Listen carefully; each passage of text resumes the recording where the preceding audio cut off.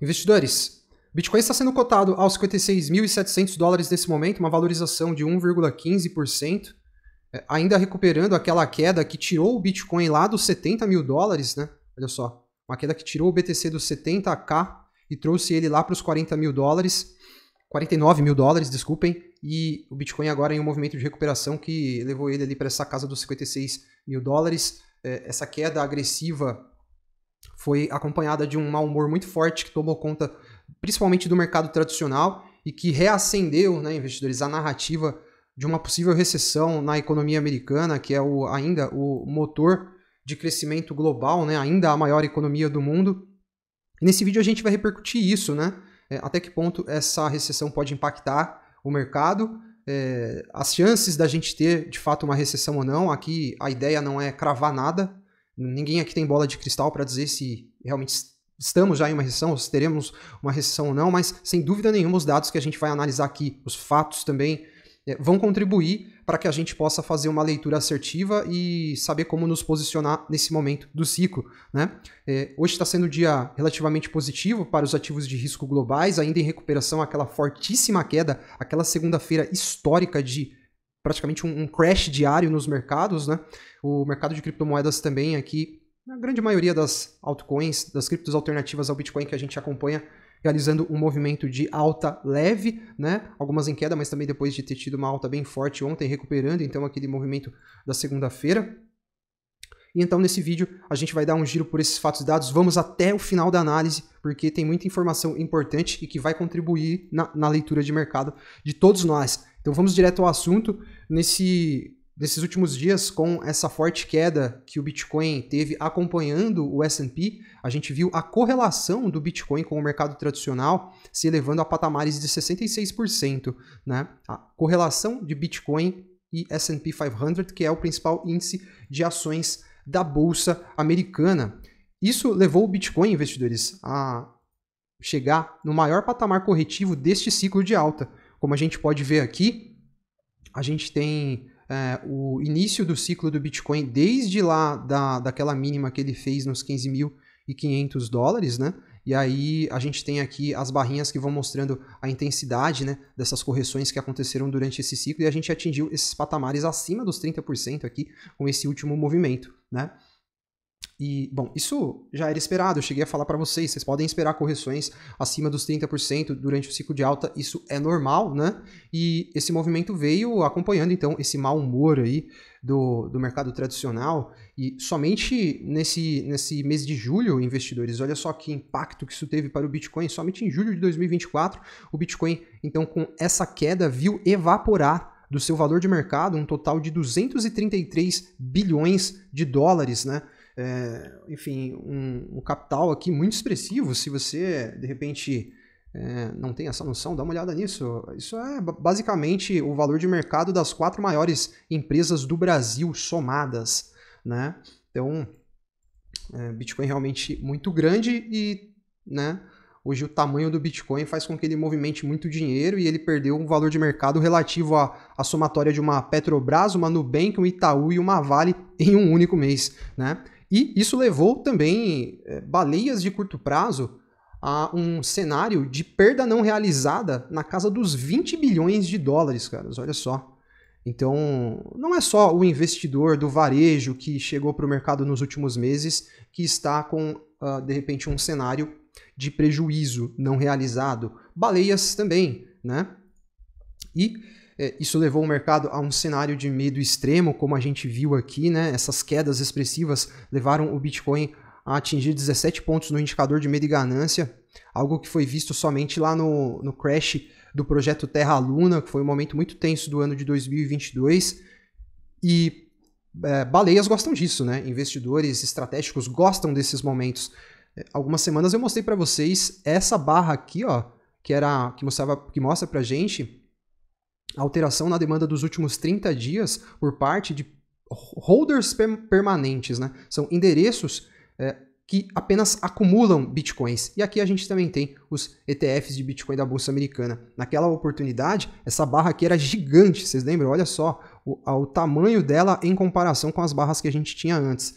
E olha só, ela já ficou pequena, porque a gente já tem uma maior. Com essa queda dos últimos dias, esses permanent holders acumularam ainda mais bitcoins, né? Então, o investidor estratégico gosta do caos. E isso levou também o VIX, que é o índice do medo lá do mercado tradicional, a um patamar absurdo dos 59 pontos nos últimos... A gente tem aqui nesse gráfico, desde 2005 até hoje, em apenas 2 oportunidades a gente teve o VIX, o índice do medo, atingindo patamares parecidos, ou até além disso, né? Que foi exatamente lá no estouro da bolha imobiliária, no crash de 2008 e no crash de março de 2020, né? Então, o mercado realmente entrou em parafuso na segunda-feira, né? O VIX teve uma recuperação muito forte também ontem, né? Ele caiu bastante com a, vamos dizer, calmaria momentânea que se instalou no mercado. E essa queda no índice do medo ontem também registrou aqui um marco histórico. Olha só, foi a maior queda no VIX em um histórico de quanto tempo? É um recorde histórico. Nunca a gente teve uma variação de menos 41% no VIX. Isso mostra pra gente, investidores, como o mercado está volátil, como o mercado está realmente perigoso nesse momento, né? E é aquilo que a gente acabou de analisar, né? O perigo para o investidor estratégico também é visto como oportunidade, né? E é como o Max Keiser falou, na última vez em que o VIX atingiu esses patamares, o Bitcoin saiu de $3.000 para $20.000, né? E esse gráfico mostra uma relação entre o Bitcoin cotado a dólar contra o VIX, né? E como a gente pode ver, nós atingimos aqui uma linha de tendência de alta, né? Normalmente, quando o Bitcoin chega nesses patamares aqui, é quando ele volta a se recuperar e basicamente, olha só, bull run, né? Vamos ver se esse toque aqui vai ser o encontro da vez para a gente entrar em uma bull run novamente, mas a gente também enxerga confluência cíclica até quando a gente olha o Bitcoin contra o VIX, né?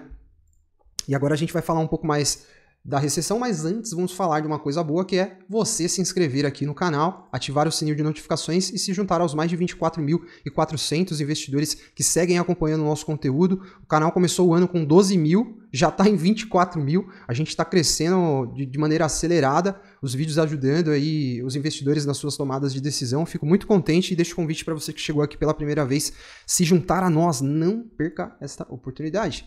E aí, investidores, com esses acontecimentos dos últimos dias, as probabilidades de recessão foram elevadas, né? A gente tem aqui, ó, a probabilidade dos Estados Unidos entrarem em uma recessão na próxima janela de 1 ano, né? E esse indicador foi gerado aqui pela Harvard Analytics, a DataStream, a WorldScope, a Bloomberg e o banco Goldman Sachs, que estão apontando, então, uma probabilidade de 41%. Né? O ponto é que, assim, se essas instituições estão apontando 41%, muitas vezes significa que a chance é muito maior que isso, né? E isso levou o S&P, que é o principal índice de ações da Bolsa Americana, a ter uma queda muito mais agressiva, caras, do que momentos até mesmo em que a gente entrou em bear market. Você tá vendo essa linha azul aqui, essa linha azul mais escura? Ó, essas são as correções médias do mercado americano quando a gente viu o mercado entrando em recessão. E como a gente pode ver aqui, ó, o momento atual teve uma queda muito mais agressiva, né? Então aqui é quando o mercado entra em bear market, né? A linha azul escura, e aí a gente tem a linha um pouco mais clarinha, um azul um pouco mais clarinho que essa linha de cima, que é a média geral, né? A média de correção geral quando o mercado forma um topo, né? E, enfim, uma correção muito agressiva, até mesmo fora dos padrões históricos, mais agressivo que o que a gente observa nos padrões históricos do S&P. Isso aconteceu basicamente porque a gente teve o gatilho gerado pelo SEM Rule, né? Que é um indicador que mede a atividade de emprego nos Estados Unidos, né? E que apontou que a economia americana já entrou em uma recessão, né? Isso é o que o indicador SEM Rule apontou para a gente aqui, né? Deixa eu só mudar a minha tela aqui. Aí. Porém, olha só, caras, no mercado, eu falo para vocês, não existe consenso. A gente sempre vai encontrar mentes brilhantes falando que o cenário é o A, e nós vamos ver também mentes brilhantes falando que o cenário não é o A, é o B. Né? A gente vai ver caras inteligentíssimos falando sim, vai ter recessão, e caras inteligentíssimos falando não, não vai ter recessão. Olha só isso. Esse indicador, né, SumRoll, é baseado, então, o indicador que eu mostrei antes, é baseado na atividade de emprego. Né? E aí, olha só o que esse economista disse. Esse recurso de crescimento na taxa de desemprego não é relativo a cortes de vagas, né? E sim ao crescimento de uma força de trabalho gerada pelo aumento da imigração. Né? É por isso que o indicador SumRoll não funciona. O SumRoll foi desenhado para medir o declínio na atividade, na demanda laboral, na atividade laboral, e não o crescimento da imigração. Ou seja, já temos aqui uma tese contrária ao próprio indicador SumRoll. Ao ponto é que o indicador SumRoll é utilizado pelo Fed, né, nas tomadas de decisão. E, de repente, esse outro indicador aqui, não. Esse que é o ponto. Né?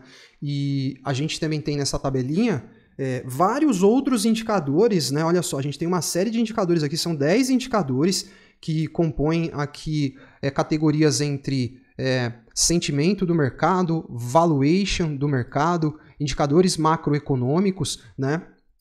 E como a gente pode ver, quando de fato as economias entraram em recessão, a gente teve um flagzinho em um número bem maior de indicadores, né? Olha só, quando a gente teve aquela recessão forte de 2000, a gente teve 90% dos indicadores aqui apontando para um cenário recessivo. Né? Em 2007, a gente teve 8 deles, né? Quando a gente estava mergulhando para entrar naquela recessão de 2008. A gente chegou a ter 80% desses indicadores sinalizando recessão. E o ponto é que, neste ano de 2024, o máximo que a gente chegou foi em 50%, que foi no mês de junho. Né? Hoje, ou na verdade não é nem hoje, que a gente já está em agosto, né? Mas em julho a gente teve 30%, né, desses indicadores aqui sinalizando recessão. Ou seja, acho que é necessário acompanhar um pouco mais de dados e dar um pouco mais de tempo, né, para a gente de fato ver o que vai acontecer. Essas são as apostas do mercado em relação aos cortes de juros. O mercado já acredita que nós temos 97,5% de chances de ter um corte de juros que deve acontecer lá em 18 de setembro, na reunião do Fed de 18 de setembro, nos patamares de 0,50 pontos percentuais. Ou seja, o Fed pouco a pouco vai ligando o modo pânico, né, investidores, porque o plano não era fazer um corte de 0,25 pontos primeiro. Quando eles começaram a elevar a taxa de juros, vocês lembram? A gente já tinha um canal aqui, o canal era bem pequenininho ainda, mas eles começaram elevando com 0,25 pontos. Né? Agora, para cortar, eles vão começar a cortar logo com 0,50? Isso não sei não. Não costuma ser bem avaliado pelo mercado. Né? E o CEO do Goldman Sachs disse: eu não espero que você vai ver qualquer coisa antes de setembro em relação a uma potencial reunião emergencial do Fed, né? Tipo um corte de juros emergencial. Esse cenário poderia realmente levar o mercado a entrar em parafuso, né? Porém, olha só, é aquilo que eu estou falando. O mercado está sempre divergindo nas opiniões, nas visões, nas leituras. Até por isso, se você entrar numa corretora aí agora, você vai olhar lá o book de ofertas, o book vai estar forrado de ordem de compra e forrado de ordem de venda. Ou seja, visões totalmente opostas. Né? Como que tem alguém querendo comprar e alguém querendo vender agora, nesse exato momento? Os caras estão enxergando coisas diferentes. Né? E o Jeremy Siegel, que é professor de finanças da Universidade da Pensilvânia e economista sênior na Wisdom Tree, disse que uma reunião de emergência para o corte de 0,75 pontos base é necessário nesse momento. Senão, uma grande M vai acontecer e o mercado vai entrar em pânico.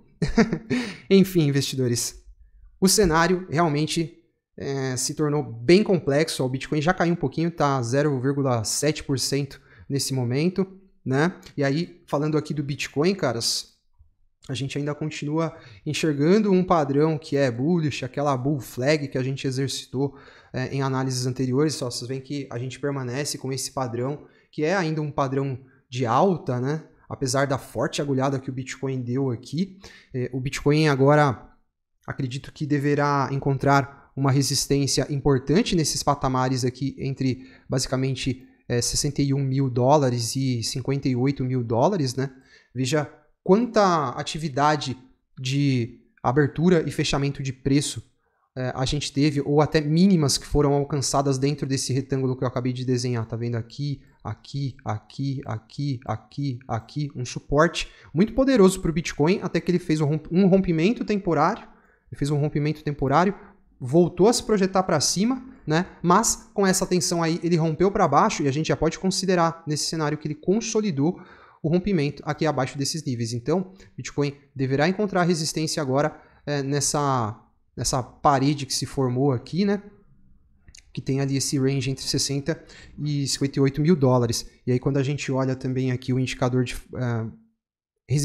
suportes e resistências por volume financeiro e faixa de preço, ó, a maior resistência vai estar lá nos 66 mil dólares. Porém, a gente tem dois picos aqui, né? 62.900 e 66 mil dólares. Então, nesse momento, o BTC passa a operar com fortes resistências acima, né, do preço atual, do preço do qual o Bitcoin está sendo negociado nesse momento. Quando a gente olha as médias móveis também, Bitcoin caiu abaixo das principais médias, tá vendo? As médias mais lentas de 200, de 100, de 50, né? Bitcoin nesse momento abaixo de todas as médias, as principais médias, né? Então, bastante resistência agora para o Bitcoin. Seria, claro, importante que o Bitcoin, de repente, conseguisse retornar para dentro desse retângulo aqui, né? Ó. Nós temos um retângulo aqui, seria importante, mas como eu falei, eu acredito que nessa base do retângulo aqui ele pode começar a encontrar resistência. É muito natural também um movimento de recuperação de preço depois de uma queda quase que vertical, né, investidores? Ó, isso aqui foi uma queda quase que vertical, uma queda de 30%, né? Olha só, essa foi uma queda de 30% em apenas 7 dias, uma queda vertical, 29,9%. Então é natural que nesse momento o Bitcoin realize aqui um movimento de recuperação. O mercado sempre respira, né? Ele sempre respira.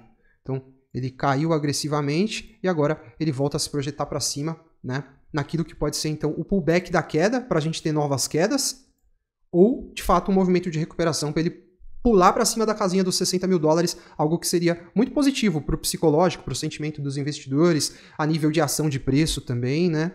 Mas, nesse momento, como vocês viram, a gente está ali meio que grudadinho no S&P. Então, a gente tem que acompanhar o S&P também, para a gente ver qual que vai ser o direcionamento dessa encrenca aqui, né, investidores? Como a gente pode ver, S&P nesse momento testando aqui uma região de topos, um potencial suporte, né? Ele chegou a deixar essa mínima aqui, mas ele voltou a se recuperar também. O S&P, como o Bitcoin, como qualquer outro ativo de preço volátil, ele realiza movimentos de sobe e desce, ele respira, né? O S&P teve uma queda vertical também aqui, né? Ó, uma queda vertical, então nesse momento ele está se recuperando e a gente precisa aguardar para ver se isso vai ser um movimento de recuperação que vai fazer com que o S&P dê sequência nesse bull market, ou se de repente ele está só formando aqui o pullback para ele voltar a descer, né? E aí, nesse movimento aqui de voltar a descer, a gente tem esse primeiro nível observado aqui, vai estar aqui nos 4.900 pontos, né? E esse outro nível de baixo que eu também penso ser plenamente factível ser atingido, que colocaria o S&P lá naqueles patamares já de dezembro de 2021, né? E que poderiam catalisar quedas aqui em um patamar aí de algo em torno de 9,5%, quase 10% dos patamares atuais aqui do nível atual do S&P. E é claro que nesse cenário o Bitcoin isso não vai ser bom para o Bitcoin, esse não é o palco para o Bitcoin se segurar, né, investidores? Então, seguiremos em frente, amanhã tem análise nova no canal, não deixe de se inscrever para seguir acompanhando a atualização. Essas análises são contínuas e a gente segue aqui na construção da nossa tese de investimento, que nos indica, né, tudo indica que a gente vai viver uma bull run no Bitcoin, nos criptoativos, e a gente vai seguir em frente acompanhando cada desdobramento do mercado dia a dia. Inscreva-se, deixa o like se você gostou do vídeo e a gente se vê em uma próxima análise. Um abraço. Investidores, as criptos do relatório Smart vêm tendo uma performance fantástica, mas ainda tem muito potencial para ser capturado pelos nossos portfólios. E para trazer mais assimetria, agora nós temos o Mega Gemas. E além disso, todo mundo que compra o relatório recebe um e-book completo de bônus. Com esses materiais, com certeza você vai conseguir fazer ótimos resultados nesse mercado e se tornar um investidor de alto nível. Recomendo fortemente que você acesse o link da descrição aí agora para conhecer esse trabalho.